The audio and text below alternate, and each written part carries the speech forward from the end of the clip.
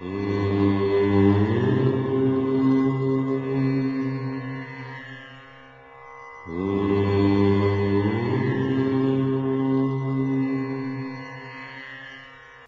నమస్కారం. ఈ రోజు మనము 13/3/2019 బుధవారం రోజు ఉన్నటువంటి పంచాంగ వివరణ గురించి తెలుసుకుందాం. ఈ రోజు విలంబనామ సంవత్సరము, ఉత్తరాయణము, శశిర ఋతువు, ఫాల్గుణ మాసము, శుక్లపక్షము, సప్తమి ఈ రోజు రాత్రి అనగా రేపు తెల్లవారుజామున వరకు 4:28 వరకు సప్తమి ఉండి తదుపరి అష్టమి ప్రారంభమవుతున్నది. రోహిణి నక్షత్రం ఈ రోజు రాత్రి రేపు తెల్లవారుజామున వరకు 5:05 వరకు రోహిణి నక్షత్రం ఉండి తదుపరి మృగశిర నక్షత్రం ప్రారంభమవుతున్నది. వర్జము రాత్రి 9:01 నుంచి 10:38 వరకు వ్యాప్తిగా ఉన్నది.